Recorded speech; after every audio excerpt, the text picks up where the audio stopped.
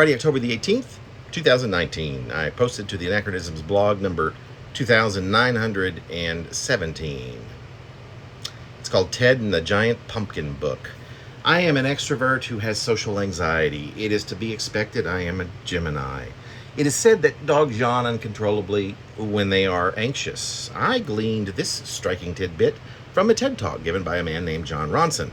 John read the entire DSM, which is the now larger-than-ever manual filled with a list of the descriptions of the 374 purported mental disorders, to discover that amongst his own were generalized anxiety disorder, nightmare disorder, in which he has recurrent dreams of being chased by creatures wherever he goes who constantly tell him that he is a failure.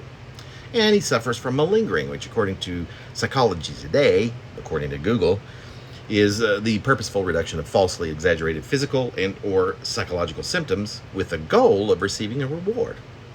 I am about a third of the way through this TED Talk on YouTube, and I've already received quite the reward. I linger long enough to hear how John met with a Scientologist, because of course he wanted to meet up with a critic of psychiatry, a man named Brian, who he asked, "Can you prove to me that psychology is a pseudoscience, psychiatry is a pseudoscience?"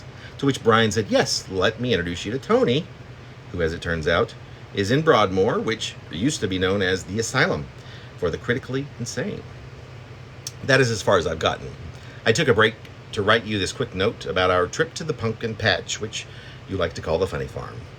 We will take off at 5 in the morning, dress warmly in layers. There may be a bit of sun.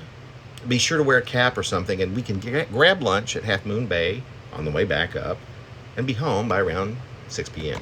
Sound good? I know that I suffer from depression, and lately I've begun to think that I have a set of imaginary friends. Well, lately. Actually, I've had them pretty much as far back as I remember. In fact, that reminds me, I must call my friend Jim this afternoon.